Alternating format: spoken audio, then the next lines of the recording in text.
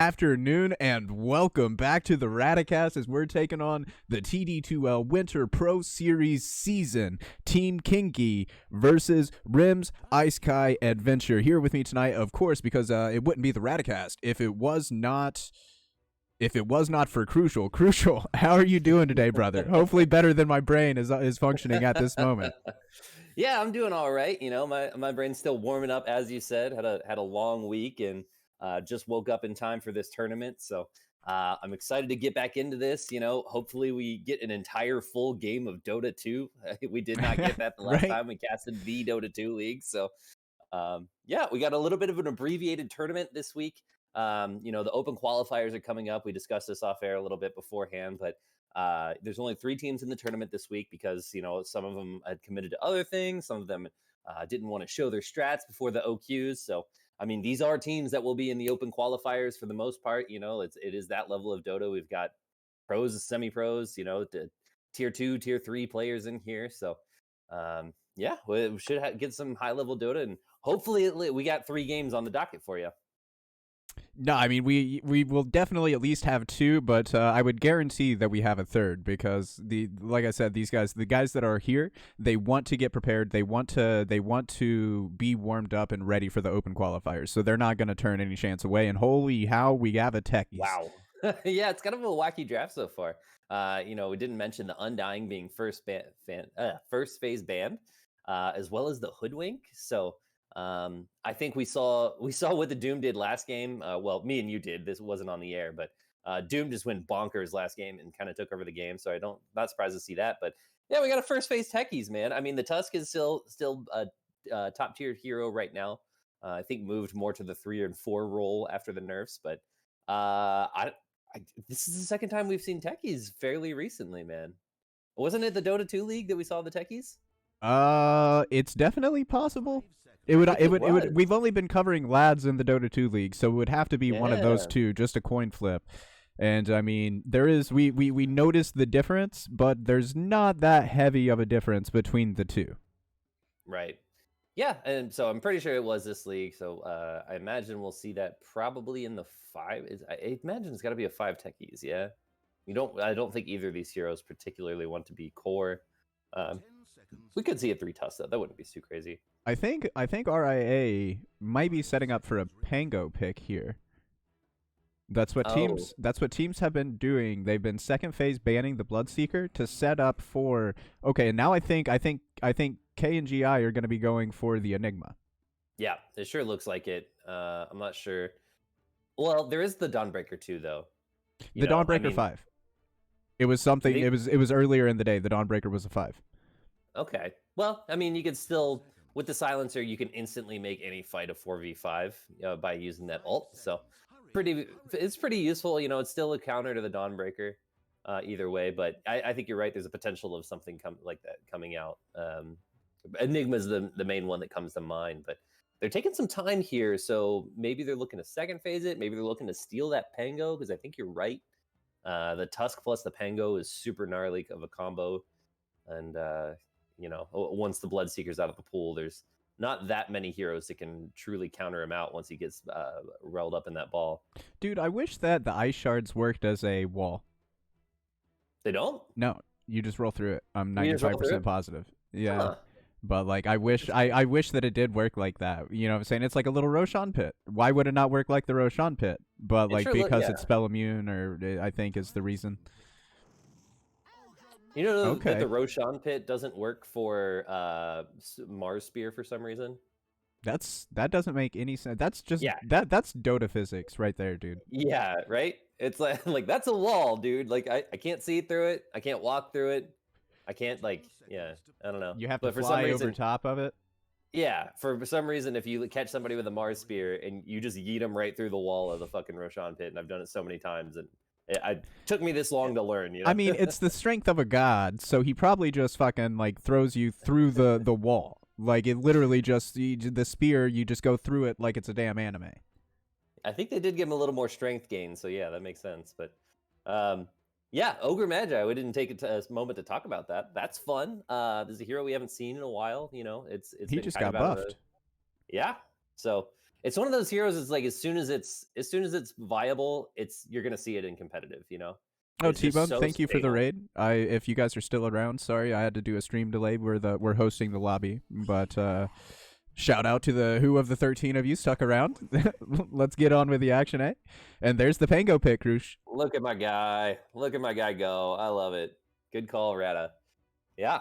So there it is, and the Weaver. As Bloodseeker counters out both of those heroes pretty well. So, yeah, just gnarly combos with the Tusk. I think the Tusk tag team is going to do a lot of work in this game.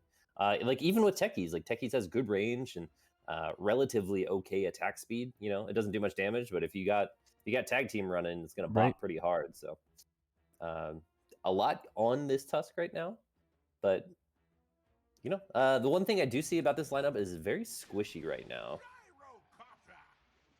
And that's a fairly good response, I think, because it's just going to be scattering shots everywhere throughout the fight, right? You don't have to focus your energies on any of these heroes who are not necessarily the tankiest boys in the world. Tusk gets fairly tanky, Pango can, but... I don't really like it, Crucial. No?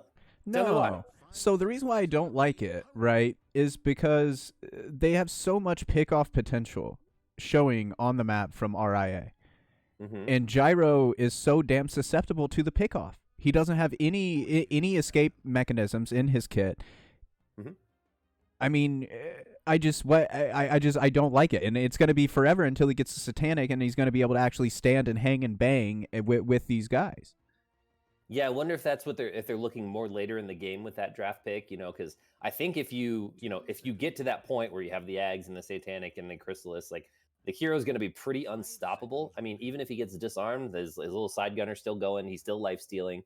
The Weaver doesn't have all that much sustained damage unless he's ahead. Like he's not an anti-carry for sure. He's very much a carry. So he wants to be in the back line ripping people up, and they'll have to find a way to lock down this gyrocopter. But and I mean, I guess the homing missile does work kind of like a Barra charge, though, right? So like, even if the Weaver goes to Saguchi away, you'll be able to like track where he is. Yeah, so there's that too. Yeah, it's a good point. But yeah, your point is well taken. I think the lane could be really difficult with the Pango and the Tusk. If the Tusk catches you, you stay caught when you're on a gyrocopter. So he's going to have to tank through that. Have the Ogre help him out. I mean, there is the Rocket Barrage, which can make that go pretty scary for the Tusk and the Pango. But if you got your snowball ready to go, you can kind of tank that out a little bit. So I think that'll be an interesting lane. They both have tools to work against each other, and it's going to be very dependent on positioning and where the creeps are and how they manipulate those creep waves to their benefit. 10 seconds to pick. I'm thinking they're looking for an offlaner here. Yeah, I would imagine, or possibly a 4. You could see the Tusk be a 3, but it's a 3 or 4 for sure here. Well, I mean, they could be a 1 as well. It would be a shame to break up the Pango and the Tusk, right? Like that's a super strong lane. Yeah, but I mean, like, does really well. And I mean, if you look at the bans, it looks like they think they're looking for their carry here. So then, in which case, it would be like a Weaver Tusk lane, which that would absolutely bop. Yeah, that's really scary too. But it's definitely possible, like we've discussed before on the show, that like these, if you don't know where it's going, just get rid of the stuff that you want to play against the least. Right. Yeah, so I mean, they don't have a way to deal with Sniper right now. They don't have Gyro's is more a hero to spread damage all over the fight rather than take down something like a life stealer. So that could be very difficult. So yeah, that's a good point. Those are heroes that just could be difficult for them to deal with in general. So we'll see what they're thinking here pretty soon, unless they want to random if they're feeling that. Just roll the dice, eh? Yeah. It's like, we don't know what to pick. Let's let Ice Frog. Okay. Chaos Knight. That's fun. Okay. Yeah, it's another hero we haven't seen in a minute. He got little tiny buffs. They weren't a big deal, but sometimes those buffs are just enough to remind you that those heroes exist. It's really hard to draft with 110 heroes in your head, and sometimes they, that'll be a little reminder, like, oh yeah, the hero's pretty good. Okay. Well, that certainly helps with the damage issues on the side of Kinky here. Okay, so it is mid Pango, off lane Weaver, carry CK. Okay. I like the CK pick because it does a lot of the things that your off lane would normally do that a Weaver does not. You know, he's tanky, he's got control, so that helps out quite a bit. Because the 3 Weaver makes the draft a little bit awkward sometimes. You know, I mean, you could easily swap these 2 heroes' roles, no problem, right? Like a off-lane Chaos Knight. So it's funny that you mentioned that because that is something that T-Bone also said from his stream because they just covered a best of 2 of RIA before us, and this is something that this side does. Like they essentially the 3 and the 1 they can almost just swap with like their play styles and like the type of heroes that they play. Like I mean, last time and literally in the game before ours, it ended up being off-lane Pudge and carry Doom. Right, yeah, and we do see, I mean, that is kind of where... Oh, wait, so they actually put the Pudge in the offlane? Yes. Oh, okay, interesting. Gotcha. Okay, so that's why that Doom was so fucking fat. That makes sense. Yeah, it was gigantic, a one-position Doom. Yeah. And those heroes particularly are pretty interchangeable, you know. So yeah, I guess that's something we saw here in this draft. Something we also didn't mention is that the Dawnbreaker did get moved over to core, so that silencer ban makes a little bit more sense with the pickup of the ogre, unless we're gonna get treated to a core ogre, which I don't think we're that lucky. Yeah, I would be quite surprised, my friend. But let's oh god, there's a 5-man smoke, so we got to be quick about it. Let's go ahead and get into the hero introductions for this game number 1 of KNGI versus RIA. As Nameless will be playing the Ogre Magi, Zareth on the Gyrocopter. We will be seeing Rebao on the Zeus, Makaku on the Mirana, and last but not least, give me to the fucking... Who else haven't I got? Oh, it's A on the Dawnbreaker. This is a professional stream. They're 5-man smoke, and they're actually going to find the Weaver. The arrow connects. We have the homing missile following up soon. This is going to be first blood going into A's pocket. So I'm sure he's not upset about me forgetting to name him. He's just going to go ahead and take that gold and walk on down the road. As we'll get over to the side of RIA. In the carry position will be Rim on the Chaos Knight. Will be Jed in the mid lane on the Pangolier. We will be seeing Zor, who just died, in the off lane on the Weaver, where he will be supported by Thana on the Techies. And last but not least, it will be Strider on the 5 position Tusk. Yeah, really nice chain of abilities there to get that first blood on the Weaver. Obviously a very hard hero to first blood. You know, if he gets his Gucci off, he's gone. So able to chain those up just right and get that kill. And, you know, as an offlaner, that feels really good to get that first blood. You know, he's going to go for early phase boots as A over here. That's going to help him out quite a bit, I think. Oh, catches the arrow. I don't think he's going to go down on the Chaos Knight, but that's going to be a lot of damage. He is going to have to take a lot of damage. Makaku is even thinking about chasing him a little bit forward. If he could line this up to get the arrow off, it's gonna be tough. Could get the kill. The shot. Yeah, he's gonna go ahead and give up on it. So, but yeah, we do see the Pango go ahead and roll over to the mid lane. I think this should be an okay lane for both sides. I can see it going really well for the Zeus. If he gets a good start off, gets a really early bottle, I could see him getting a decent lead against this Pango and just making his life really hard. Yeah, he's beating his ass right now. So, might be a difficult lane for Jed here. Interesting build on the Techies. He just comes to the lane with a blades of attack and a set of tangos. So they're just ready to throw out the right clicks in this lane. As interestingly, we see the Tusk going to the 5 position here. And this is like, I feel like this here, he has the least synergy with the Chaos Knight. A little interesting. Yeah, but I mean, once they get level 3, that lane becomes a kill lane. Sure, yeah. I mean, they're still very dangerous together. You know, I guess you could set it up so you can't miss the ice shards, so you got that going for you, you know. Right, for sure. Unfortunately, the Dawnbreaker does have a way to get out of there, though, and so does the Mirana. Yeah, so. So I think it's more going to be on the stuns. Mm-hmm. Oh, Makaku. Fairy Fire, keeping himself alive. One more right click, Rim. He does make the connection with the absolute tip of the axe. Yeah, that was the last attack they're going to be able to get off, too. They didn't have level 2 on Strider yet, so that was it. So, well done. Calculated, of course. Of course. Shout out Rocket League. Calculated. We do see Raibu getting off to a really nice start here in the mid lane. Not too far behind is Jed here on the Pango, but I bet when we switch over to Net Worth, we're going to see him struggling with buying a lot of regen in this lane.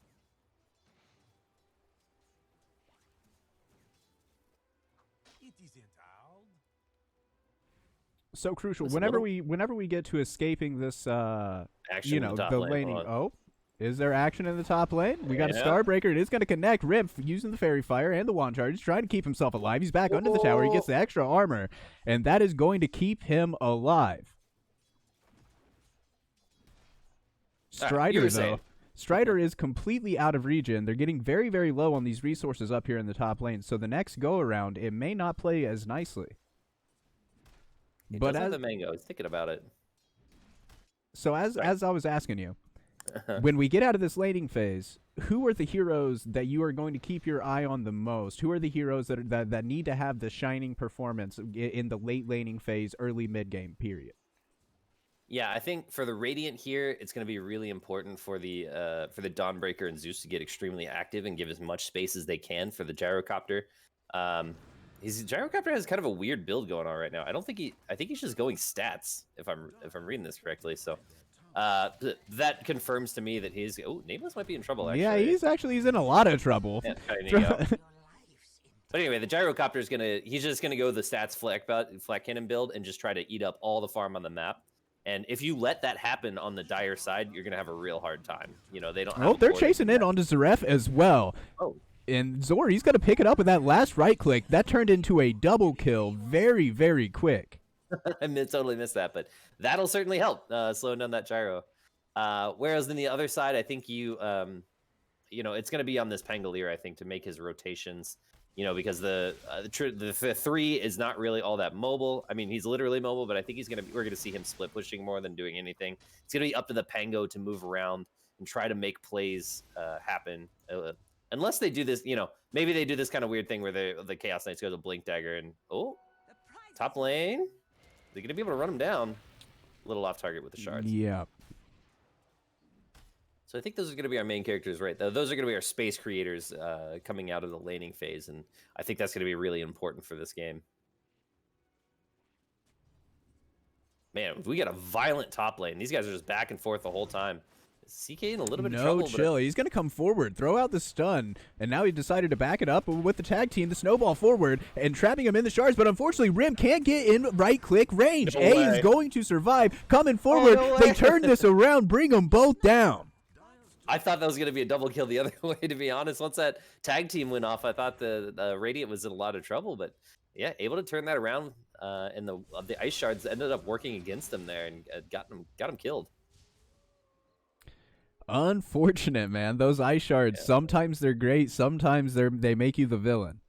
Yeah, you got to be careful. It's one of those heroes, like, if you got like a guy that's way under talented on your team, if you got one of those weird team constructions, you don't want to put him on it like Wind or Wyvern, because you can end up screwing your own team. Right. Or Disruptor. Yeah. The glimpses that save. Yeah, the old glimpse save. Yeah, tales old as time. Absolutely. I may or may not have been flamed for this a time or two in my life. I'm sure. We've all been there, my brother.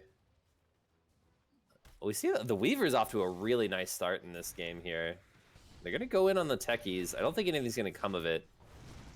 But now the aggression is coming on to Zor. Zor being brought down fairly low. Open with a Zeus ult, bringing Zor to his knees. He was off to a good start, top of the net worth. He still is, but that's going to get the Zeus all that much closer. Yeah, Zeus is real happy about that, and he's going to pop up to should be top of the net worth by the time yep, there he goes. There it is. By the time the Weaver spawns. So huge kill for the Radiant there. I guess, like I said, this is not a very tanky lineup outside the CK, so Zeus might end up being a really clutch pick here to just put out too much damage. Like, there's a lot of ambient damage flowing around from this team, so we'll see how these fights how they go down. But I think spacing is going to be extremely important for the Dire here, as they have these squishy heroes and just a lot of shit flying around from the Radiant. You see, Zeus has already got his mana boots, and he's going to go in for a quick Kaya here. So no points in the lightning bolt. It's just another potential clash up here. A looks like he wants to take it. Strider saving that snowball for the stuns. Oh, and now Rim, he's come in. There's going to be the snowball, trying to keep Strider trying to keep himself alive while Rim is trying to chase after Makako. Whoa, Everybody is going to get away. Jukes like Jimmy in the trees. Makako, Rebound in the area. There's the Chaos Bolt. It's going to connect. This should be the death. It is the only one to fall in that entire engagement. But Jetty made the TP rotation up top, and he's found himself the pullback, the swashbuckle damage, the snowball coming forward. Nothing he can do. Down goes A. Yeah, that ended up turning around on him there a little bit. So nice little fight for the Dire. I thought it was a wasted rotation from the Pango, so it looked pretty bad at the beginning there. The Pango TP's in to get nothing, but able to pick up A there on the Dawnbreaker, who's already having a rough game. Really nice. Oh, he just missed another kill. Oh, no, he just suicided the tower. Okay, fair enough. Okay, I was about to say, A's dead. Like, how we didn't miss anything. We're hunting in the bottom lane, trying to find Nameless. I don't think he'll be able to escape from this, even though he did use the Ignite. Zord now level 6, so he will have the time lapse. Yeah, really nice of him to use the bugs there to keep vision throughout the trees. It might have been a little bit more difficult. Otherwise, they're going under Raibu here. Rebound. Oh no, yeah, he's stuck in the shards, and with the swashbuckle, Jed picks up a kill. Much needed for this Pangolier, who's hovering down by the bottom of the net worth. Yeah, of course. They're going in for the gyro here. Okay, he's gonna be able to get away. Okay, so. Yeah, we got a situation in the chat if you want to deal with that, sir. We do have action up on A again here. He went ahead and used the ult on the Chaos Knight. Here comes Strider. They're gonna really nice stun from Dawnbreaker, but the tag team still has a little bit of time left. I don't know what the fuck that is. I'm 95% certain that's a bot. Send me a message or some shit. Fuck you. Yeah. Like, what the fuck is this? Rolling Thunder, that's what the fuck this is, as Rebound. He's being surrounded, Rim pumping out the damage. He's got to try to dodge this next Rolling Thunder. It does not connect. Now they've surrounded, but he's coming back in. The arrow, it was able to bring Rim down. Mukako, he's trying to bring down the Pango Courier as well. Jetty's trying to hunt onto A. A's trying to juke like Jimmy. Dude, all of these guys have studied the tapes of Demon.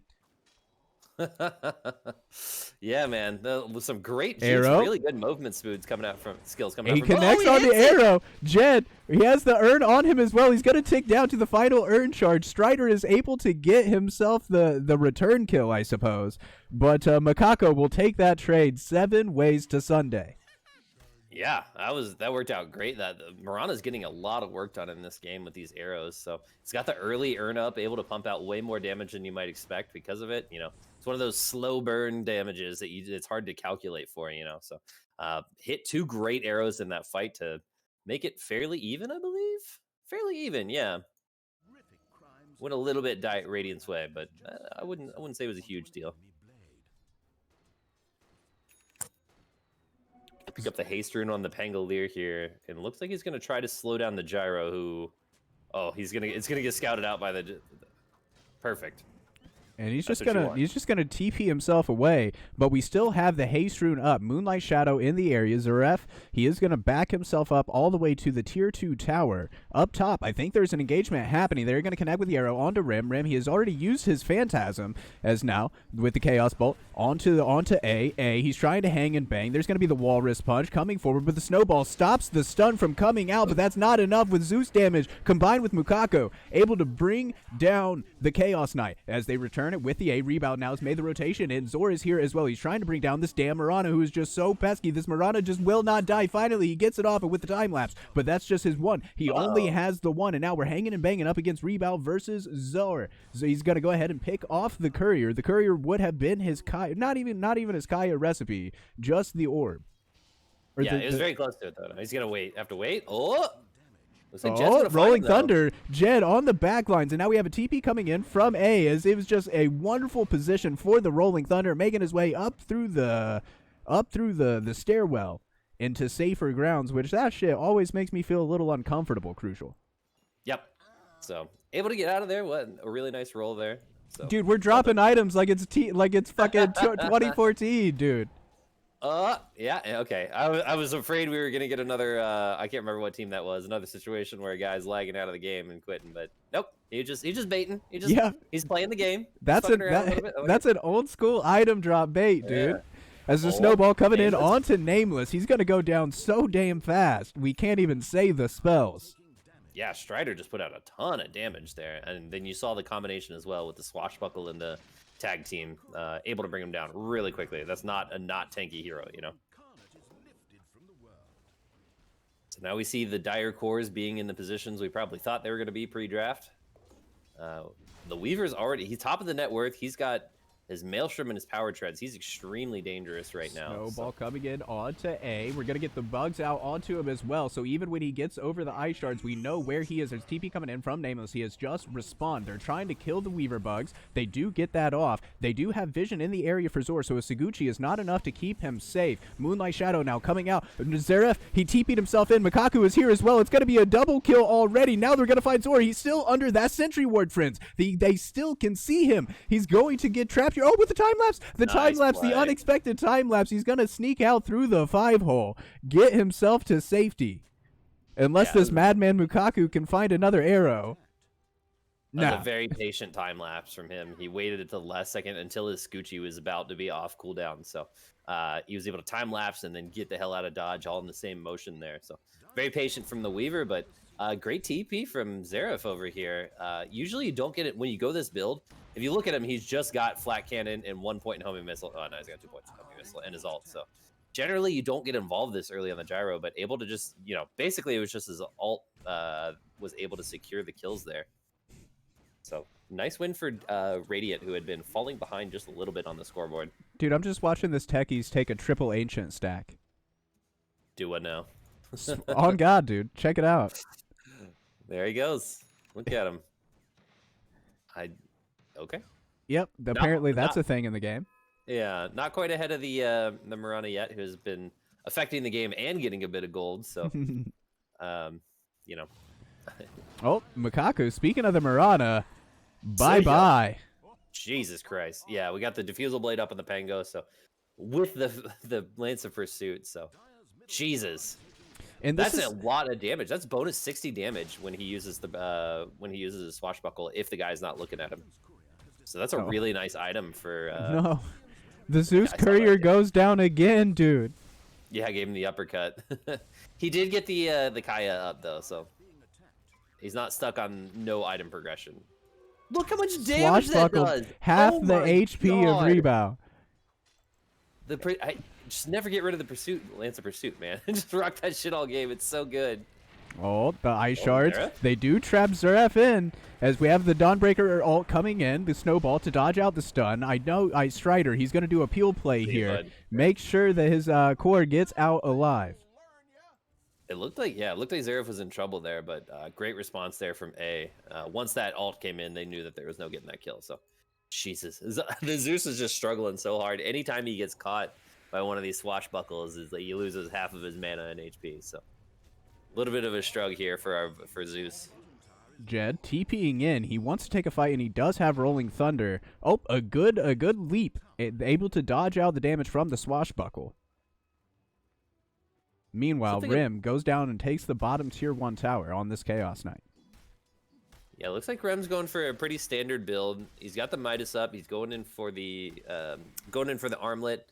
Looks like he's got a. Thank you, Russ. Oh gosh, got an Echo Saber queued up afterwards. So, a little bit of concern here for me on the Radiant team, even though they're doing very well. They're up 4K, so they're kind of just cruising right now. But they don't have a core. Oh. Leaps. How many more leap charges? No more leap charges. But he does have the Marana ult, and now here the TPs are starting to come in. The swashbuckle was so damn close. I think he ate only 2 of them, and he might have gone down if he ate all 4. So, yeah, just to finish up that thought, I'm a little bit concerned about how the Weaver and the CK are building. It kind of seems like they're both going carry.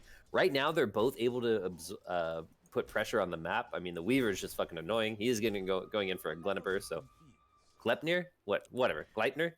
Anyway. I call it Glebnir. Meanwhile, Strider is going to bring down Makaku. Zor is here as well. Zaref, Nameless in the area. Rebound looping around from the northwest, bringing down the pain train. That's going to be the call down, but it's only connecting on to Strider. The Zeus ult's there to clean up that kill, but now you've dumped your load, and you have the whole enemy team running right at you. Thana, Zor picking up the kill, and now the Rolling Boulder Jet has connected onto Rebound. Rebound trying to get away, bumping out some good damage. Jay's going to be coming in with the Solar Guardian, and that's enough to keep Zor alive.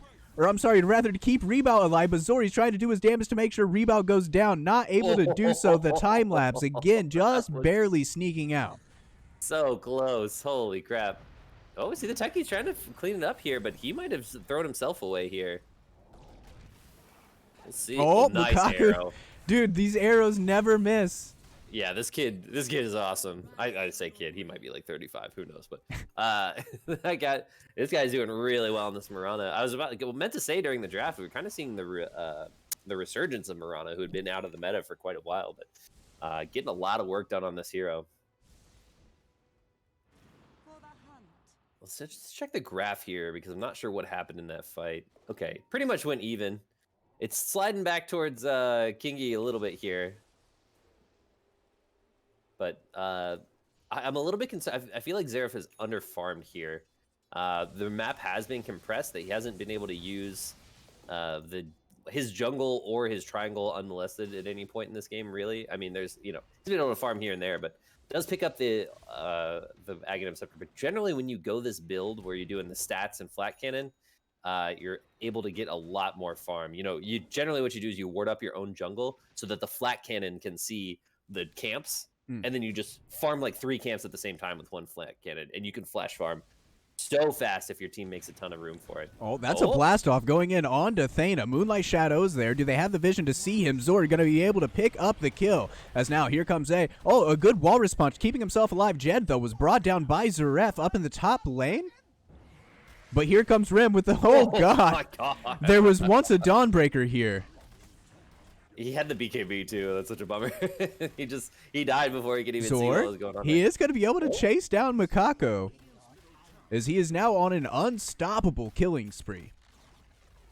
Yeah, and we see the gyrocopters kind of getting into the same place we saw him in the last game, where his team is behind. He's got to find room, and he's kind of got to get to that 3rd item at this point in order for them to fight. It's really difficult being down 7K at 19 minutes to be able to take a straight up fight. Like, they need to find dynamic advantages on the map, do the Radiant, or get that gyro. I mean, they need to do both, or get that gyro to his 3rd item. So need to find a way to do both, to be honest. Radiant's bottom tower under fire. They do the ogre is a classic. We haven't seen this gyro strat in a little while, so just to refresh everybody on it, the ogre is a classic combo with it. You see him falling around being a buff bout right now, and you just get that bloodlust on him with the flat cannon, with his Zags, and he can be a total raid boss on the gyrocopter, but not when you're behind. We see him going in for the BKB right now. Yeah, and I mean, this is kind of, which, I mean, at least in this situation, they do have a hero who can play from behind and flash farm and make the recovery, even though he doesn't necessarily like it. But this is very similar to where we were in the game that we were talking about watching. Hold that thought, though, because that's going to be the Pangolier just caught with an arrow yet again by Mukaku. Mukaku's going crazy. Oh, look at that. Sorry, check out the Chaos Knight.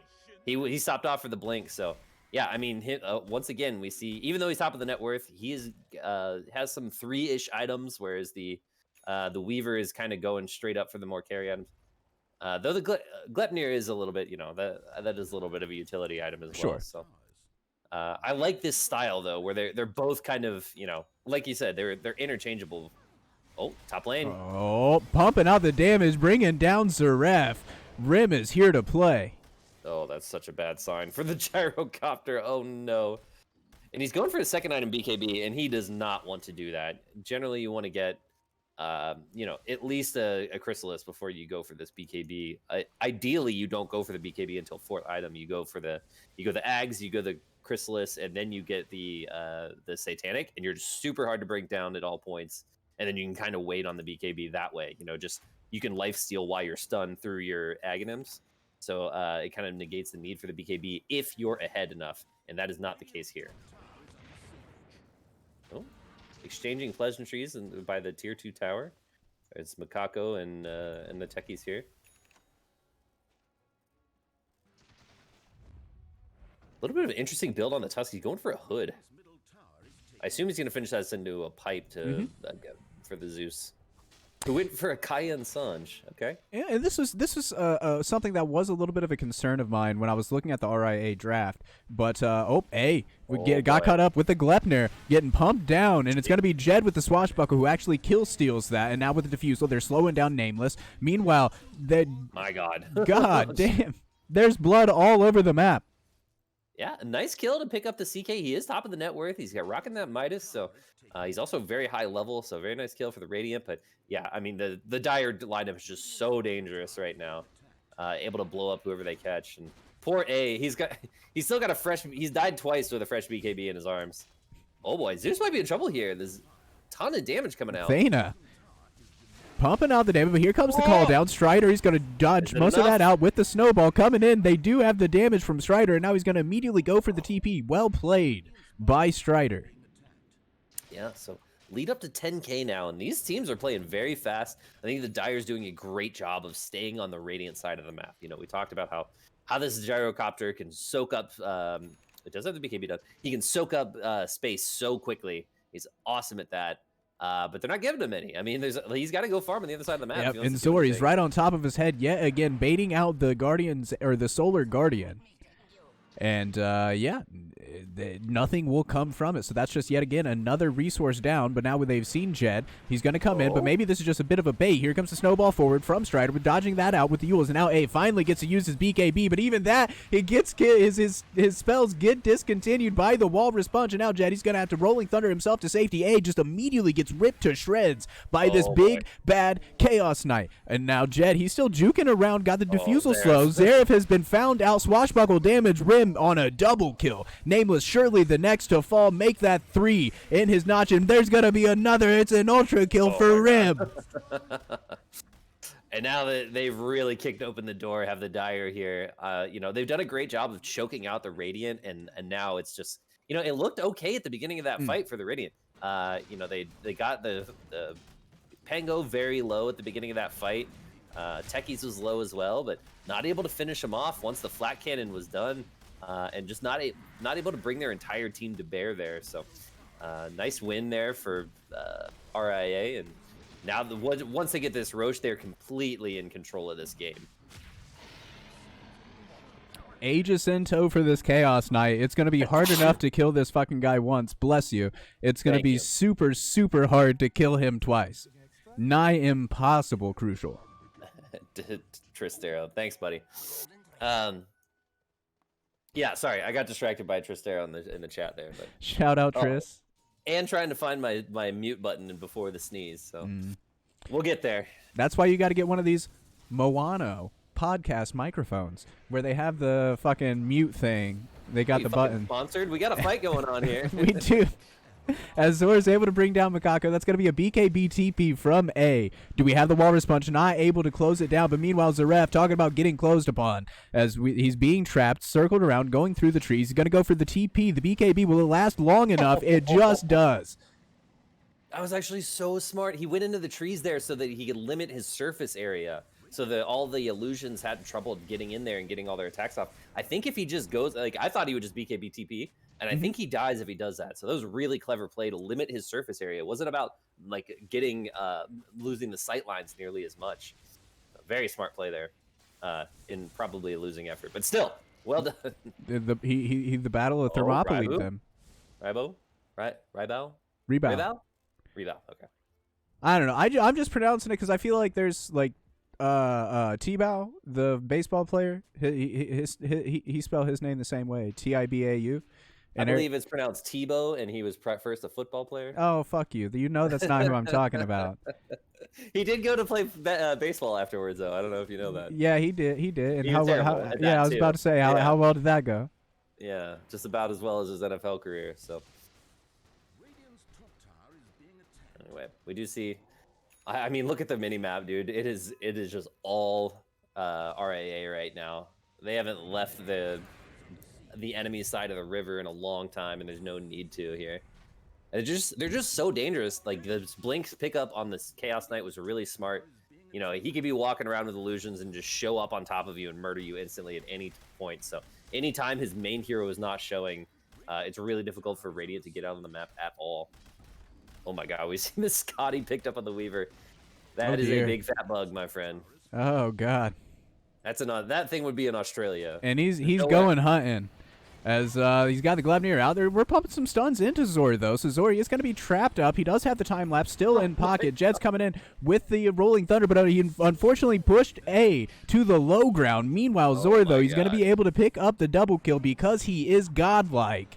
Mukaku, they have the Moonlight Shadow, arrow, or the Yules into the arrow, the combination, but no, the snowball save! The snowball save from Strider made them spend another spell to bring down the Pangolier, and now Zor coming in, a good time lapse, he would have died otherwise, and here comes Thana finally coming in with the shotgun, but able to get himself away is Mukako, but Rim, the big baddie wolf is here, he's huffing, he's puffing, he's blowing your doors down, he's gonna run up to the high ground, eat an arrow to the face. And with that, he's going to have to run back just a little bit. Think twice about it. Actually, that was a pretty valiant defense there from the Radiant. Able to pick up those kills. A nice combo of spells. It was pretty crazy how that fight started, though. I mean, the Weaver got jumped by 3 dudes and then just kept going forward. Like, he ate 3 stuns and then just went forward and killed 2 people. That's how big he is right now. Oh. Blast off forward, it doesn't connect. The shotgun, you see the damage from his spells, though. Jesus but Christ. Yeah, Thana's going down here. The Yules into arrow combo. Strider, his own teammate, is going to give him a little friendly fire tip. You can tell the RIA clan feels good about their actions today, and that's going to be Makaku's courier going down. Oh, boy. What did he have on the way there? VIP booster. Not to say. Okay. So not a big deal, but... yeah, that was a great turnaround again for Makaku, who's kind of the only guy on his team having a good game. Everybody else is really on the struggle bus. Yeah. Roll up into Rolling Thunder, Jed. He's going to slow down Nameless as he's going hunting for rebound, but he's not going to connect on any of that. He's not going to connect onto anything. He's got to start to back away now. Swashbuckle trying to give himself a little bit of room. He has friends near him. Oh, boy. Maybe this is just an elaborate bait Phantasm used. Oh, blink forward. He knows Rebound is here. No, Tebow. Get out. You got the 467. They're not going to find him. No, he's out. He's out A5000. All right. It worked out. Oh, boy. The Dawnbreaker's item progression hasn't moved at all since he had this very early BKB. So he's going in for a Deso, but I mean, God, that's a late Deso, man. Oh, it's 30 minutes into the game and he's not close. He's behind the techies and the net worth. Oh, boy, that is rough. And this is just a great way to beat a gyrocopter. I mean, it's a great way to beat any team. Just choke them out and have a 20K net worth, but like they've just done such a good job on our area of limiting the space of this gyrocopter, who doesn't do shit with it. The Zor coming in, had a time lapse himself to safety. That's a blast off forward, but Zaref had the BKB going. Meanwhile, on the back lines, they're pumping out some damage. Here comes the spells. That's going to be the death of Nameless. We do have Rim on the back lines of the KNGI side. As the Rolling Thunder, he's going to have to back up yet again, but they have found A. He's isolated on the low ground, while all of his friends just have to stand up and watch as he dies. Yeah, it's a tough fight. I mean, they use everything early. Oh, arrow connects, but I don't think they have enough for this.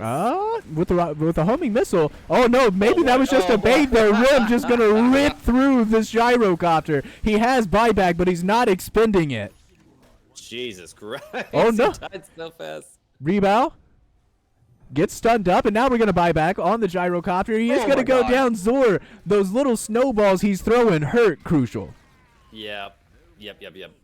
So even able to take down the rocket before he got there. So, I mean, you can just see the threat that this CK is at this point in the game. God damn, he's got a Bloodthorn. He's just massive. There's no stopping this man at this point. If he's able to bring down this gyrocopter, that would be the end of the game. But he did force out quite a few buybacks, and they didn't finish off taking this melee barracks. Oh, the good blast off, though, coming forward. Zori's going to try to kill the missile, and he does. Thana pumping out all this damage. What in the world is happening, Crucial? I don't believe what I am seeing. Snowball, going to connect onto the gyrocopter. Now he's trapped in the shards of doom, the shards of misery. Mukako, the last remaining, as GGs have been called. RIA take the game, and with that, secure their spot in the grand finals. Excellent. Wait, is this not best of 2? It is a best of 2, and the KNGI manager confirmed that they do want to go ahead and run the second game. Okay, so there will still be 3 games played, but it is going to be our RIA is going to be in the grand finals. Okay, well, congrats to them. They certainly earned it that game. I thought their draft looked a little bit weird coming out, but and the way they arranged their lanes a little bit odd too. But obviously, it worked for them.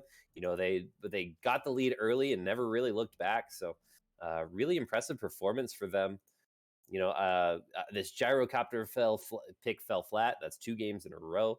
Um, I think the Mirana had a really good game, but it was just too much. I mean, RIA was just on the other side of the map the entire game.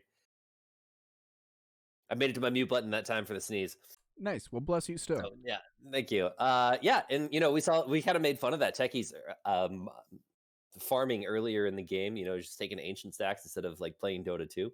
But he got way ahead of the offlaner on the other side, and we saw his power towards the end of that game in that last fight where you were befuddled by what happened when they went on the techies there, and all that damage just came out of nowhere. So yeah, pretty impressive performance from RIA, and I'm sure KNGI. I'm not sure where they stand in this tournament right now. Are they the ones that are eliminated? Do we know? Yes, they are. They are the ones who are eliminated. Essentially, my understanding is they had to beat Rim's Isekai Adventure. Not only beat them, but beat them within a certain time parameter because of round robin tiebreaker reasonings. Gotcha. Interesting. Well, it's a little bit of an interesting draft for them to try to do that. I didn't realize that was part of what they were trying to do because they kind of did the 4 protect 1 thing a little bit. But anyway, I'm sure that they are trying to get warmed up for the open qualifiers as well. So they're going to run it back here, and we're going to get a little bit more Dota, Rada.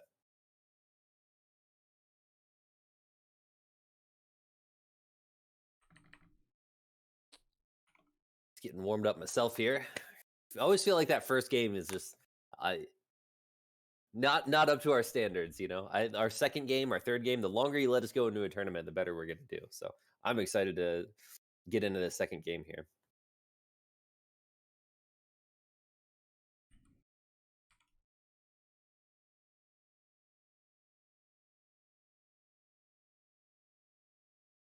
Did we lose Rada? No, sorry. I was I am also I'm the admin of this lobby.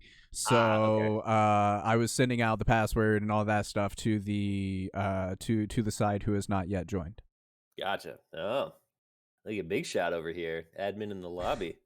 Well, we try to have a working relationship with all the leagues that we cover, and the Mantis does have some other personal responsibilities to do today.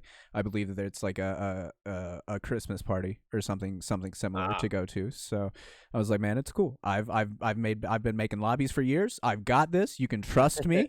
I will not fudge it up. And so far, Right. I'm living up. I'm living up to the promise. That's right. And we do, we do have new hardware on the way for the Mr. Rada. The computer you've been rocking has been very good lately. We had problems at the beginning, but I mean, we've had pretty solid streams, man.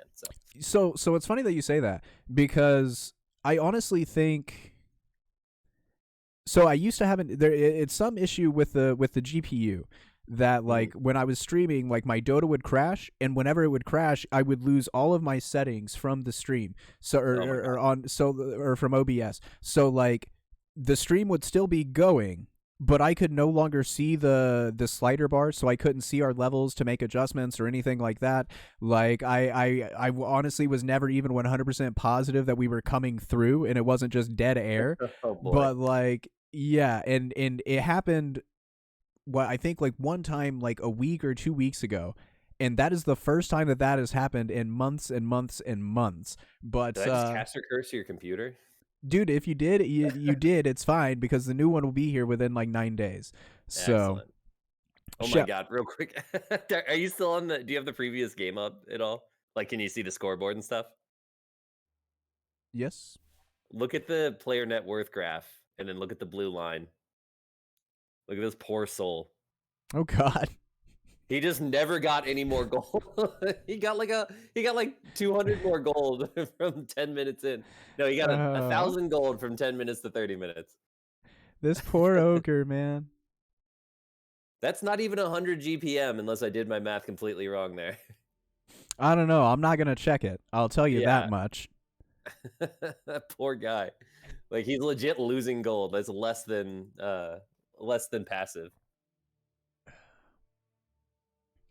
But yeah, dude, I think I'm going from like either an 860 or a 1060 RTX to a 3060 Ti. Like this is going to be a pretty decent upgrade from what we've been working with, and the Radicast will be crisper and clearer than ever. Hopefully, our brains will remain the same. Yeah. It's a coin flip with between the two of us. I know. Yep. Between the your MS and my old, they could go out. It could spin out at any moment. You know, sometimes mid conversation. Yeah, absolutely. Speaking of spinning out any second, do we have a moment here where I could step away and before the match starts?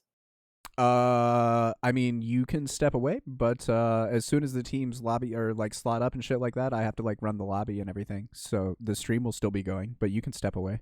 Okay, I just need to do two things real quick, but I will be I will be within range. I'll keep checking on the game here. So That's fine. I will give you a sock. You're now a free elf. Appreciate you, bud.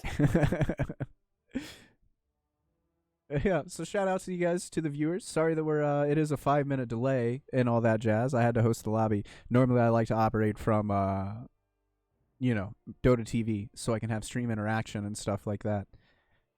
But when you get here, shout out, say what's up, tell me if you've enjoyed the product so far. We got quite a few viewers in here right now. So yeah, I appreciate you guys spending your time with us. As we're about to get into game number 2 of Rim's Isekai Adventure versus KNGI. I believe Rim's Isekai won the last edition of this tournament 2 weeks ago. And they are on pace. They're looking pretty good in the games that I've got to watch. I had to tomorrow I'm doing Dota Valkyrie's Treasure in the Deep series. So I was watching their games this morning, and it wasn't until later that I was able to actually catch up to TD2L. And that was already after the first series. So I've only got to watch Rim play, essentially. I've watched them play 3 games now.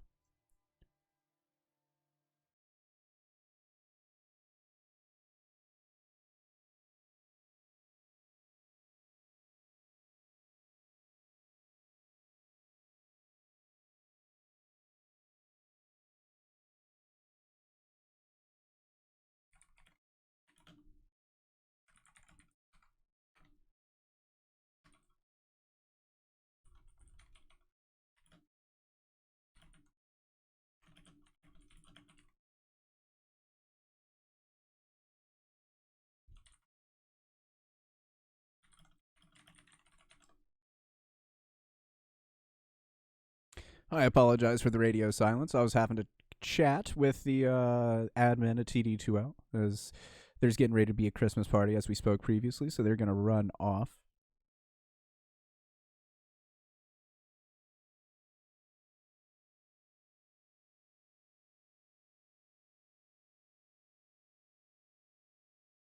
Dude, that Techies was kind of ridiculous. I'm not going to lie. Get the shotgun, and that dude just does way too much damage. Started giving me Vietnam flashbacks. All right, Dobby is back. Oh, Looks good. like we're just about ready to go. Karhua, yeah, ready to go over here. So, yeah, I'm trying to pound tea to, be entertaining for our dear viewers. Keep up the energy. But the downside of that is, it's got to go somewhere. So, Sure. Take a little break between game matches where I wouldn't normally. In a cup. Yeah, I should just be using the same mug, huh? That way I don't have to interrupt the cast. Oh, wait, do you remember who won the coin flip? I don't know. Okay, it worked out. I think because KNGI won the coin flip last time. Okay. A lot of times they'll just ask in chat, they'll flip it regardless and just ask in chat, what do you want if the other team ends up winning the toss. Yeah, but I'm the admin, so I have to ensure right, sportsmanship-esque or whatever the fuck. Okay. Gotcha. That's why you're asking. That makes more sense. Luckily, the next one is just a best of one, so we don't have to worry about that. There's only one coin flip. One. There can only be one.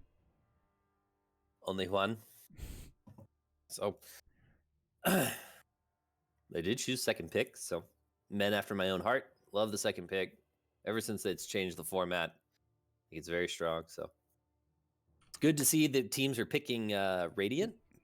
You know, it used to be second for a long time there. It was second pick was king, and then Dire was king, and there was no thinking about it. You know, you either got second pick or you got Dire. So the game is in a better state when both are getting selected. All right, Rada, game 2. Let's do it. Yeah, so we talk about this all the time on the stream. A little bit of evolution of the game. You know, we see how RIA wants to punch. We'll see how KNGI can counterpunch on the other side here. See if they change up any of the first phase bans. They did go in for that Tusk right away. So, but it's first pick for KNGI this time. So, swapping that up. I think they've completely swapped, right? Last game it was KNGI was Radiant in second pick, Radiant in first pick. But then they wouldn't be swapping it up at all. That'd be the same thing. Huh? Oh, damn it. Yeah, you're right. I looked at that wrong. I hate that Dire is on the bottom in the draft, but they are on the top in the game. I mean, you know? just look at the They got it backwards. Just look at the layout, dog. Like I know, but one like one looks like Mordor, the other looks like the Shire, or maybe I know, Rivendell. I get it, but yeah, more like Rivendell. But yes, I understand that. I just, at a glance, it's easy to get them mixed up.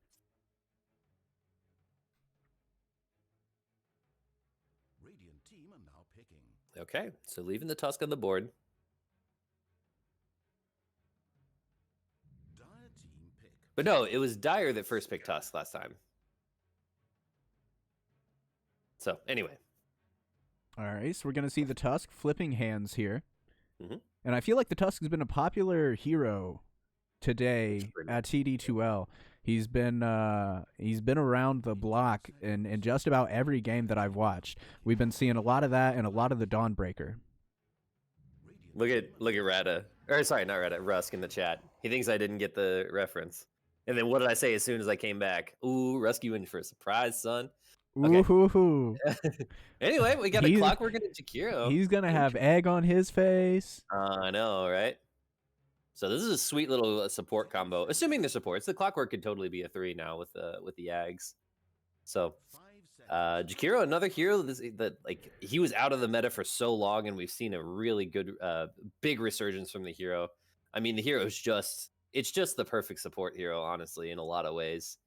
He could do so much with so little. So but yeah, what a great combination with the Clockwork. You know, you hook in, you throw down the Jakiro ult, you throw in the Ice Path, keep him in place. Just a ton of damage coming out from these two heroes with nothing but levels. So we'll see what they're able to do with it, and if they do keep that Clockwork in the 4 position.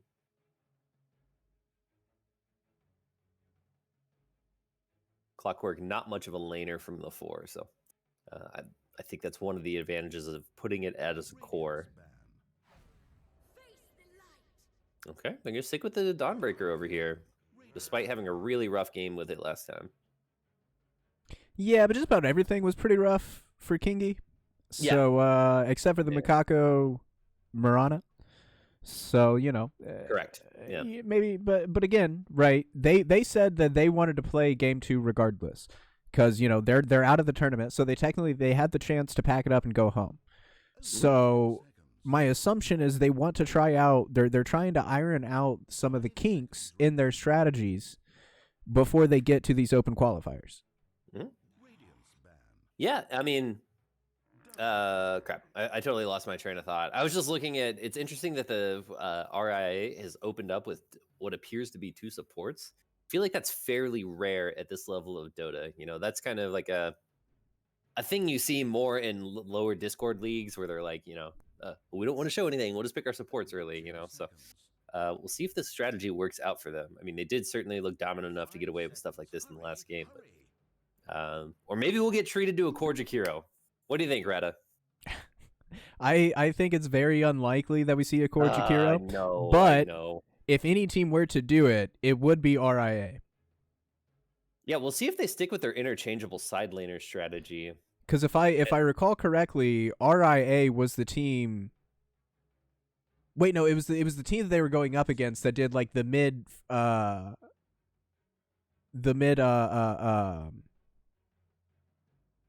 Earth Spirit. Okay. Yeah, Nappy, thank you for the follow. while I'm stammering on my words. I'm sure that was what sold you. But Hey, it's our hey, there he is, Let's go. the Blue Brother Night Stalker. Yeah.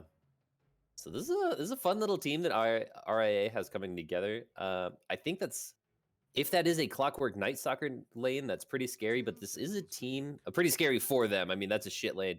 But this is a team I would not be surprised if this was a carry Night Stalker at all. Aha! Countered. Turn Oh, it to day at any time. the hardest counter in the game for the Balinar. I think it's actually kind of a bullshit counter, but that's fine. I would say it tongue in cheek a bit. Whoa, Shadow Friend. It's a little bit of an interesting choice. I feel like Shadow Friend can really struggle against a Clockwork. The Night Stalker is happy to get on top of him. Ooh, that's fun. That's another hero that Shadow Friend does not like. Not at all. What a cool draft from RIA here. Maybe since they're in the driver's seat here, they're feeling pretty confident to mess around a little bit. But these Night Stalker and Lycan, they're fairly interchangeable side lane cores. I mean, you could totally see either one mid, but I assume they're doing the same thing they've been doing, where maybe the Lycan goes off lane and the Night Stalker goes safe lane. They get the lane matchups they want, and they can kind of like I say, play interchangeably there. A fun draft though. So far, Hi, who do both you sides. think? Who do you think are going to win the finals, Kingpin or RIA? So, I personally am a fan of the theory of the hot team coming in is the stronger team, regardless of what the results were that got somebody the bye or the automatic entrance. And of course, this case it was just the scheduling of the round robin. So I'm going to take RIA when it comes to the grand finals. I think this game is going to be telling. If you can win with a fucking Lycan on your team, then you can win with anything. So, well, so that's Okay. the one thing that makes me worried about that prediction, right? Is because like this almost kind of feels like they may be getting tired and they want to go for the jugular. Like, oh, this is interesting. This is a mid Shadow Friend. We've seen a lot of Shadow Friend being in the safe lane lately, so they picked interchangeable cores there. Like Naga can obviously play from the mid. I don't know if losing the small camp. I mean, it seems like it would hurt both of those heroes, right? The Shadow Friend and the Naga. So, as a mid, so we'll see how they decide to lane this. Okay, that makes a lot of sense.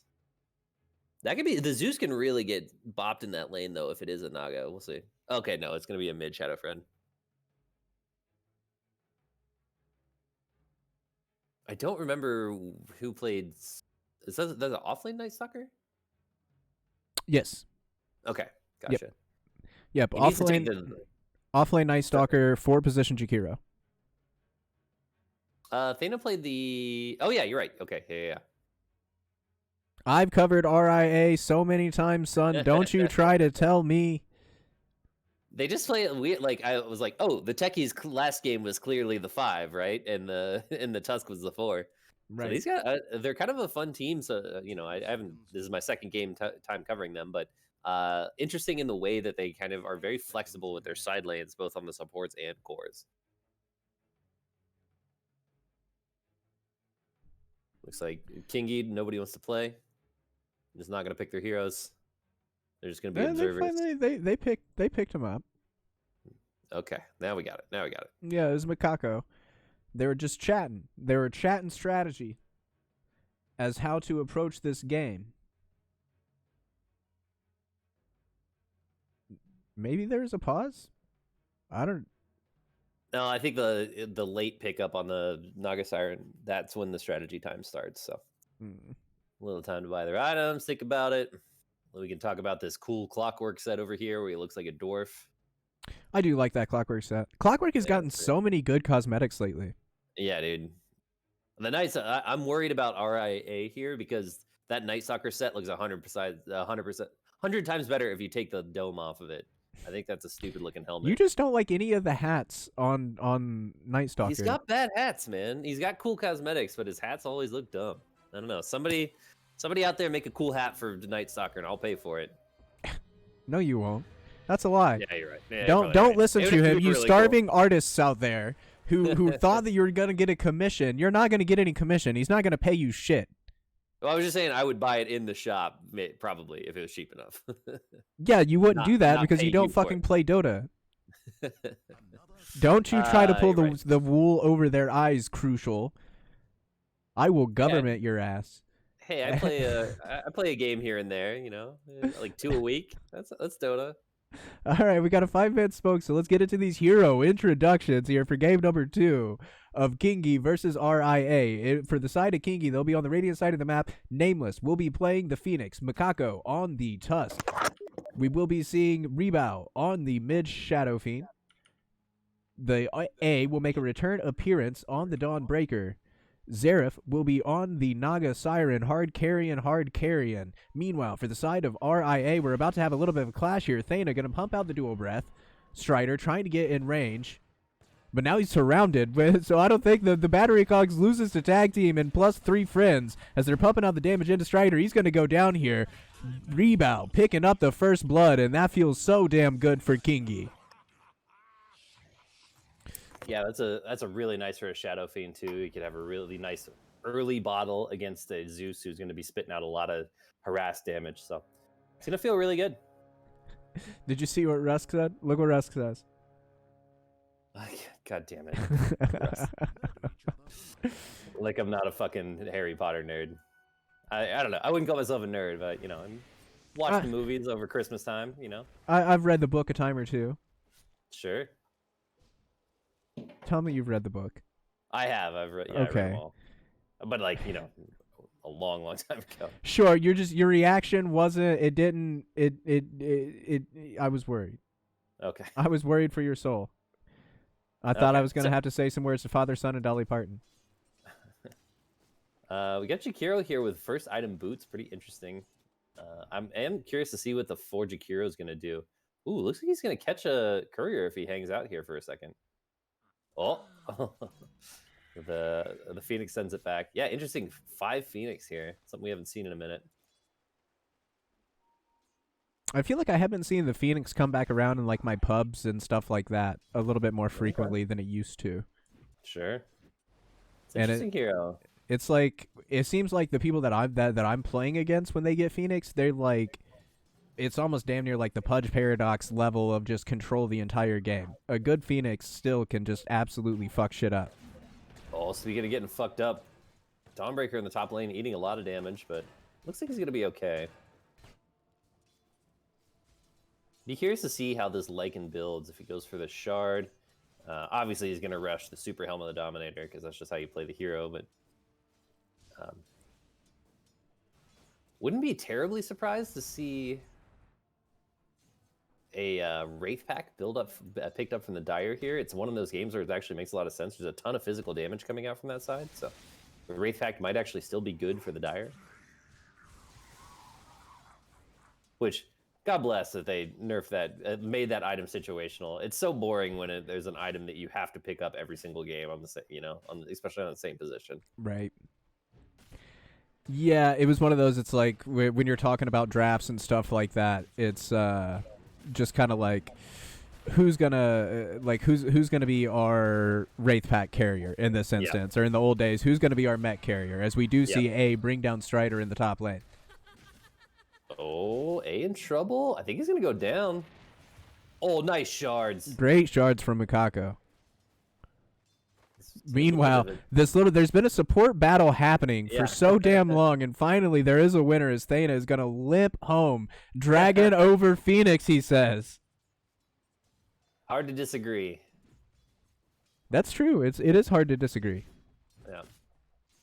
And I do love myself some Jakiro, so.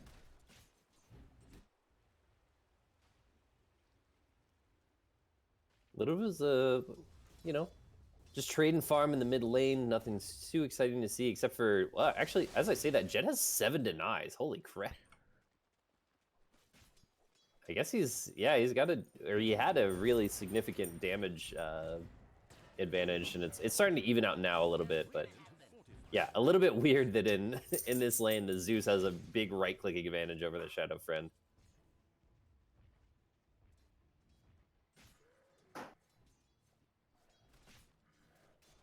See bottom lane going pretty even as well. The Night Stalker doing a good job in this lane. I think it was a really nice choice for them to put the Jakiro in this lane instead of the Clockwork. I think that would have been really difficult for the Night Stalker. Phoenix is just so annoying to play against. It really is. As Mikako, he has found himself Jed. Jed, I believe, was making his way over to secure the rune, and he's going to go down here. Strider's made the TP in. Oh, the Fairy Fire, not enough rebound. Going to come in and snipe it out with the raise. Now in the snowball, keeping himself alive for now. Mikako, the tower shot, is it going to be fatal? No, it misses with the uphill. Mikako could maybe just get out of this alive.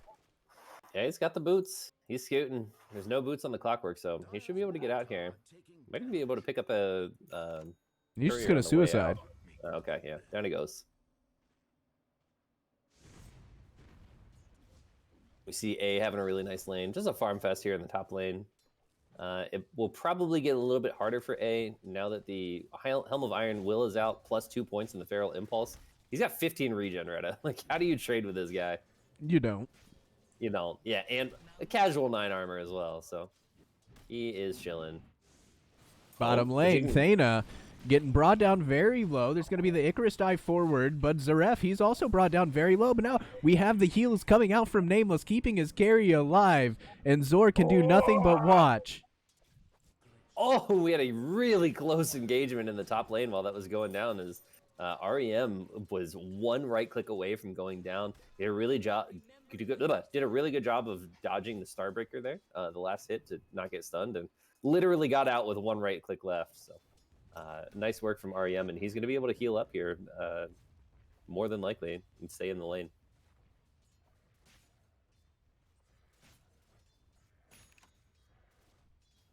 Switching over to net worth here, we do see the Shadow Friend on the back of that. Oh, actually, he might be in trouble here. Here comes Thana from the back. Thana, and he is in trouble indeed. He's just dead, Crucial. Yeah, really nice job to hang in there from the Jakiro. You know, it was going to be a close fight, but coming in with that dual breath really sealed the deal. Ooh, he's going to get the ward too. As we actually, this time we do have points in Lightning Bolt on the Zeus. We have points, but we don't have mana on this Zeus. Very, very low on resources. He's going to be able to go and get the rune. Luckily, it was in the bottom side. Mikaku had the top one on lock. Oh, it just turned from haste into a nearly useless illusion rune right before he picked it up. It's weird because on mine it was showing an illusion rune the whole time on my minimap. Did it not switch at 6 minutes? Maybe I looked. It definitely it might have, because for a second I thought it switched red. Like, so it is maybe weird Dota things. I am the lobby host, so maybe I was able to appear into the looking glass or something. Gotcha. Role-playing a little Oracle over here. Oh, Lukaku tried to attack. There's Zor also trying to fucking hang and bang with Zaref. That ultimate was enough to drag him away. Meanwhile, Thana gets picked off up in the top lane. Little exchange there. No, not much going one way or the other. I don't know what house I'm in, Tristo. Oh, is he saying like Hogwarts? I didn't understand the question. Yeah. Probably Slytherin. I don't know. Who knows? Maybe a Hufflepuff. I do like to smoke weed. I feel like stoners are all Hufflepuff. Or all Hufflepuff for stoners. I don't know. Anyway. Strider getting gone on, but oh no, he's trapped in the cogs with the damage coming out from the Sunray as well. Rim forced to retreat. He's still level 5, so he cannot go into wolf form. I don't think he would want to use it at this current point in time anyways, but he is still going to be surrounded by 3 sharks waiting for a moment to strike.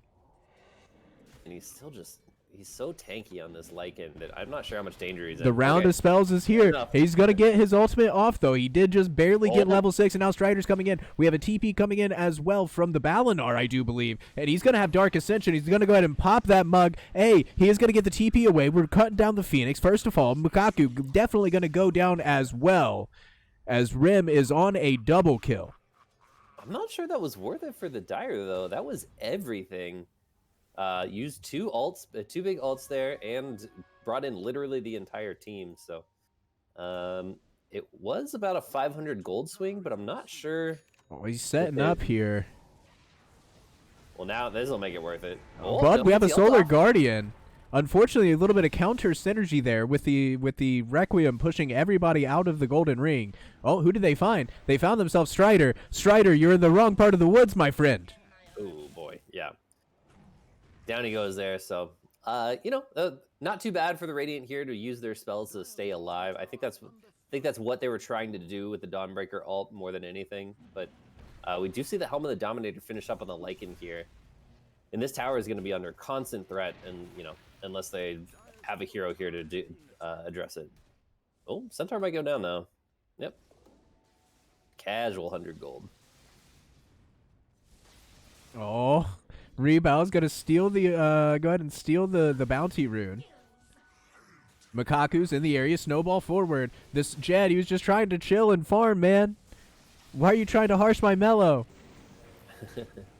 Strider has Nameless trapped in the cogs, and with that ultimate, the damage, down goes the Phoenix. You're gonna have to be reborn yet again, but that's a good astral or a good hammer coming through. Wasn't enough to save his Shadow Fiend, as now there's a little bit of a man fight between A and Rim. Rim has the more resources. The Wolves are gonna start pumping out some damage now, but it looks like Rim just wants to back up.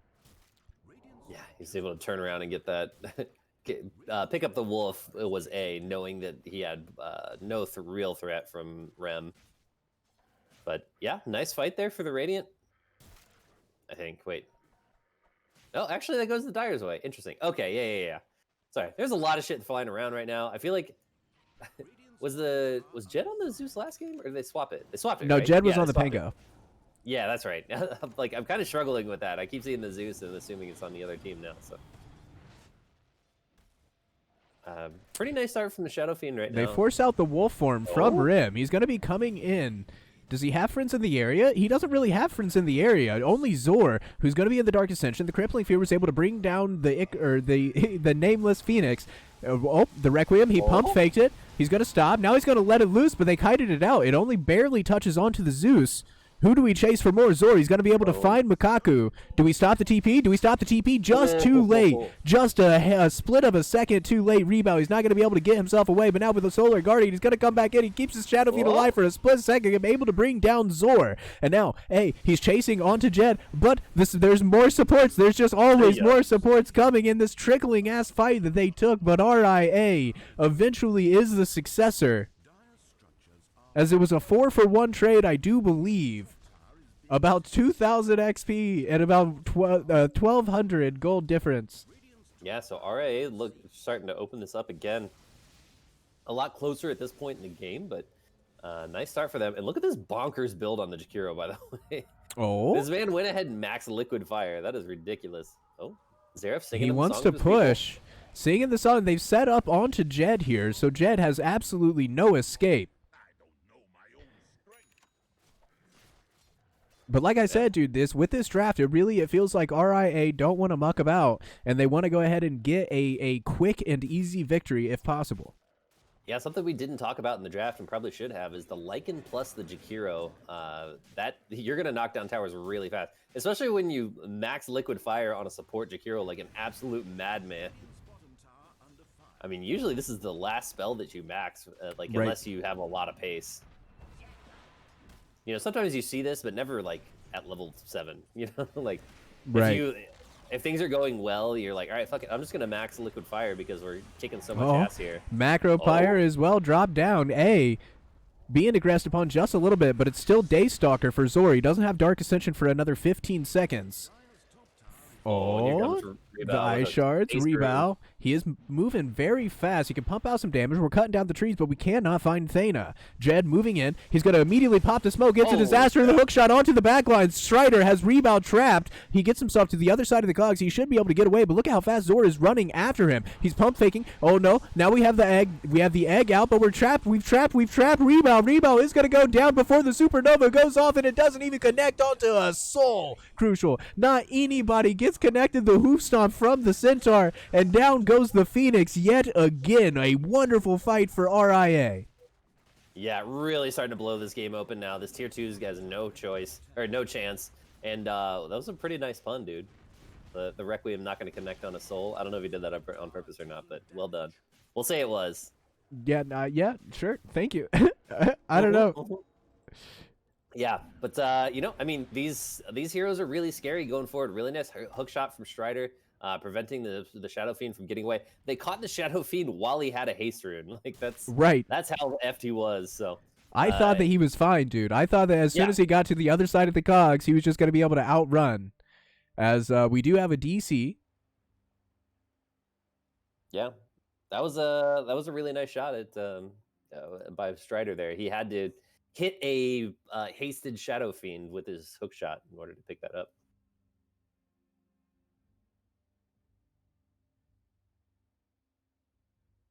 So we see a similar situation in this game where, I mean, obviously Xerath can soak up all the farm on this map if he's able to get the space, but the space is disappearing quickly already. With that tier 2 gone down in the bottom, it's going to be really hard for him to access his own jungle. I think he needs to make the rotation and play in his triangle and the enemy jungle, but there's no vision in the enemy jungle, so that's scary.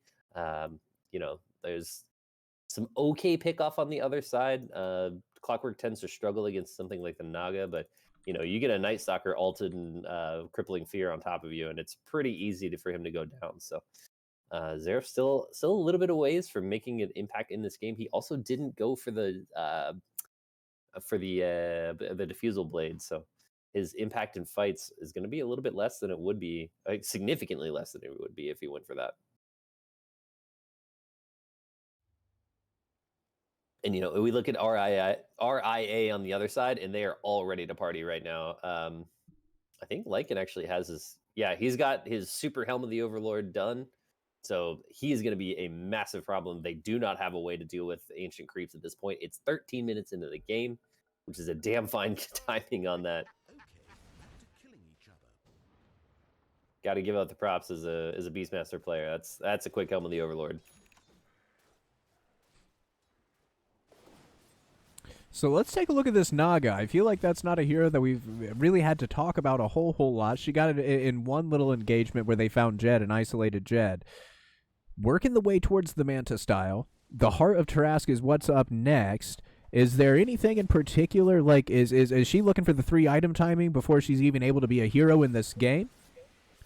It's a 2-item timing for her. Once she has that heart, she can play Dota. 3 men make the aggression top, trying to find Jed. He's trapped in the Sunray, and he does go down here. There is no egg. There is no Dark Ascension for 30 seconds, 20 seconds on the egg. So they just got a nice little clean kill and just walked away. Yep. Interesting, the Night Stalker going for the old school Echo Saber. I'm not a big fan myself, but there's multiple ways to build a Night Stalker that are very successful. So obviously working for him so far in this matchup. Feeling really brave though. He's just hanging out in front of 3 Radiant heroes. Okay, gonna net that range creep. Make sure that he can't chase him. Blowing bubbles on the way out. What is that? What's happening? Oh, I totally missed that fight. Yep, me too. I totally missed that 100%. Wait, have you seen that effect from the Naga before? She's just blowing bubbles? Yeah, no, I've not seen that shit. It could be, I think there are like bubbles in the as part of the battle pass. Okay. But it could be a cosmetic thing as well. Because I don't think I've seen this Naga set. Maybe I have. I don't know. So, anyway. Blink forward. Walrus Punch. Thena has the Sunray coming out onto him. The damage is too much. Getting overwhelmed. Mukako is the one who picks up the kill. Again, Mukako. I feel like this is the player who makes everything happen. It's kind of like the wheel, the gear that makes this big machine go when things are going well for KNGI. Yeah, I think that's a good way to put it. He goes for the first item, Blink Dagger, so he went for first item. He's getting. I love how he itemizes. It's all very action oriented. The Howl is global now. That's right. So very action oriented items that he's picking up as the force. So able to make things happen for his team. And I talked about how it would have been fun to see a core gyro or a core Jakiro. He's ahead of A again. Well, as I say that, they swap back. So sure. I was actually going to mention that before he died, and then I pre-caster cursed him. I cursed him before he even went down, or before I said anything. He went for a Blink Dagger, interestingly, and now is going for a Dragon Lance on the Jakiro. So yeah, he's basically a core. I mean, we got a 3.5 Jakiro and a position 6 Clockwork. Yeah. Casual Dota things. El Clasico. It's fun to see Thana do this on 5 heroes, you know? Like, oh, Xerath? They're thinking about it. No TP on Xerath. So if they were to make a play, she does have Song of the Siren. Oh, but talking about making a play, they're in onto REM indeed, but he was able to get the ultimate off. Oh, he's trapped. He's trapped in the Hurt Locker as they come down. A wonderful, weird little wacky combination of spells. They broke the AI, so he like, you know, once you get feared, it basically is like auto sending you back to base. But because of where the shards were, the AI kept going, like turning around and going back and forth. So he kind of got effed by pathing there. As we speaking of getting effed here. Xerath, you can't sing the song of their people. No, she cannot get it off. And this is a Night Stalker build that I can fuck with, Crucial. Yeah, he picked up the that was what I was thinking. The shard. I love the shard on this hero. It's so fucking strong. Oh, okay, never mind. Just spitting this here too. It's gonna go down, no problem. Yeah, nice blink away by Thana. But yeah, just in the middle of a fight, being able to run off with your ult and eat a creep real quick, and it's like having a cheese for 14, like a cheese that's off cooldown for every fight. Right. It's bonkers. And can accelerate your farm. Yep. So I'm glad to see him go back for that. I thought maybe he was picking up the Echo Saber in lieu of that, but nope. Oh, Thana. Again, another good blink away. The fastest fingers in the West. Yeah, man. These 4s got to be so mechanically talented. You know, you're on this action hero without net worth, and you know, we see the best 4s in the world are the ones that got the quick fingers, and they got the jukes. You know, they got the movement skills, and you know, obviously every good Dota player has to have great decision making as well. But as we made a decision to go hunting yet again, 2-man smoke with Nameless and Mukaku. Man, they're in the Roche pit here. I wonder if they're gonna find him out before it's too late. It's gonna be very close if they decide to go for it, but I don't think they're gonna. Hook shot, and they just burst the Naga down. Jesus. So Christ. any chance of taking an engagement here is absolutely null and void. This is going to be another Roshan. They give the Aegis to Zor, interestingly enough. It's a little bit interesting. I guess he is the action hero on the map right now. It allows him to get in the back line with impunity. Because usually when you're, like, part of the reason that the shard is so strong on Night Stalker is, like, you want to get in the back line, and then, you know, just the nature of the beast is everybody's going to turn around and look at you because you're in the back line, right? And you're going to eat a lot of spells, you take a lot of damage, and then you run off and you nosh on a creep somewhere, and then you're back up to full health and you're ready to party again. Well, Aegis works the same way, right? You can dive in the back line, you can make the fight 4v5, you can eat a bunch of spells for your team, and then when you go down, you come back up and you're ready to party again, so... I can't remember if your ult survives, though. That's interesting. Maybe somebody in the chat can tell me if your ult survives the Aegis as a... Oh, Thana. Thana getting beat up here just a little bit in the middle lane. Gonna have to a 40-second timeout. Icarus dive, and he's actually hanging and banging as they're bringing in the ultimate from A, able to dodge that out. Was Zord, no damage was had, as now he goes into the egg. Can we kill the supernova? The egg has been scrambled. Meanwhile, on the other side of the fight, that was a Shadow Fiend ult, but Zord is able to pick off A as a double kill so far. Zerf, he's gonna have to use his ultimate. He's gonna have to use the Song of the Siren rebound, trying to make the TP away, but no, they cancel it. He moved out of the way. He moved out of range just too soon. Rebound gets caught out, and now it's all runneth over. It's all gonna be a disaster. There's going to be the Ned trying to keep Zor off of this Tusk. Tusk going to go to the snowball, coming forward to Rim, but Zor now, a good blink away. No, he blinked forward into Zor. He's trying to bring him down, but they didn't realize that he had the Aegis of the Immortal. There's going to be another Aegis coming up here, and no, nighttime does not continue as REM is trapped. He's surrounded by Xerath. Now, can he bring down Nameless before it gets too late? Zor's kind of trapped in no man's land here. Oh, God, that's going to be the one charge. He's trying to keep himself alive, but he absolutely cannot. Oh, the Thunderhide got the kill there. The Zeus threw out the ult, and it wasn't quite enough damage to bring down the Phoenix on the dieback, but the last attack from the Thunderhide was able to pick that up. But actually, a pretty nice defense here from the Radiant. Oh, hookshot does not connect. He tried to make it. No. Ooh, that was so the close. cogs neither. rooted up, and now he's going to be hurt. Snowball, blink. He's going to stay out of there. As the Clockwork, the Strider, he was pretty much just stuck there. And now Thana, he makes a nice 2-man ice path, pumping the damage into Mukaku. Oh God, look at the damage coming through. See ya. Yeah. Well, significantly better timing on the Desolator. It went, I mean, obviously it went through before the BKB this time, so pre 30 minutes helps quite a bit. But yeah, I think the moment of that fight was the Naga Siren leaving his Shadow Fiend to die there. Got lost in the sauce there, singing a song. Oh no, Jed! No, wow. Jed! Nice turnaround. Yeah, the power. Hood, yeah, the Hood shaved his wife there, as well as the Dawnbreaker coming in. Turns that from an 0 for 1 to a 1 for 0 there.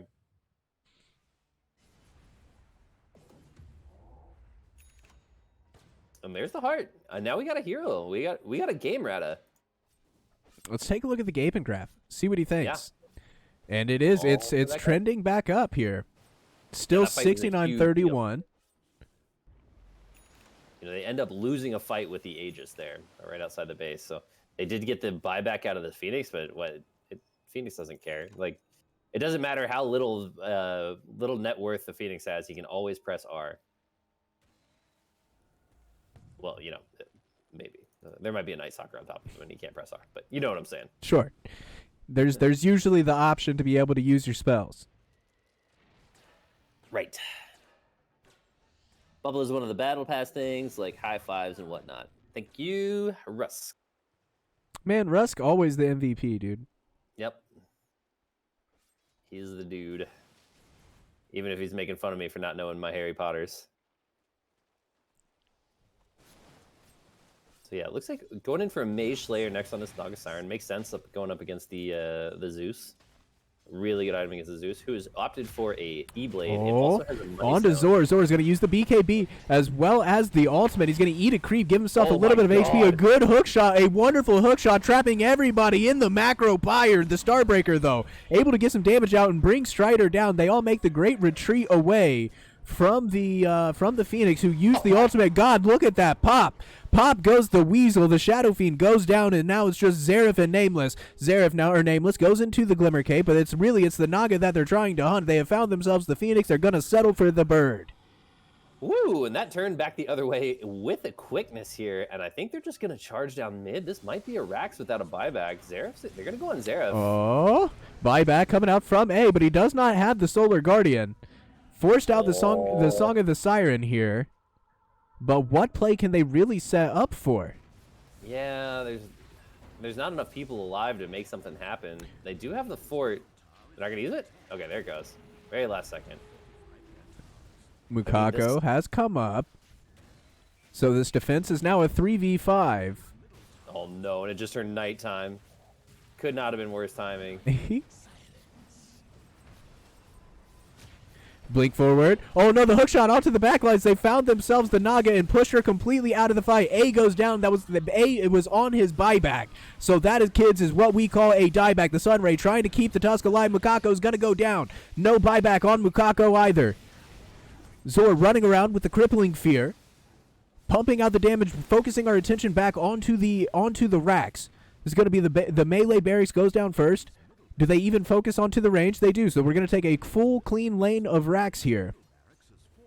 Yeah, they're just, this game is kind of so, it's not over crippling yet. fear. BKB from Rebound, trying to keep himself alive, trying to get himself away. But the Cogs, he had to take the long way around. They had the dust. They can see him. The Sunray, it's not enough. Nameless now is going to be brought down. Now Xerath, he's the only one alive. He's the only one who can do it. The only one standing, but he's surrounded. He's beset on all sides. Another good Cogs keeps him from being able to get in. As we had the macro pyre. Look how long it's taking to kill this Naga. If only they had an extra minute. If only they had a little bit more space for this Naga Siren, you could see the problem she would have become.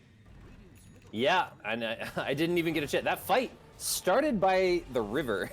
Like, I didn't even get a chance to talk about how awesome that macro pyre was in the river. Just everybody was trapped in there, took a ton of damage, and that's where this whole thing that ended the game started. Those two, I think it was 2 heroes that went down up there, and they just kind of like, they kept coming. They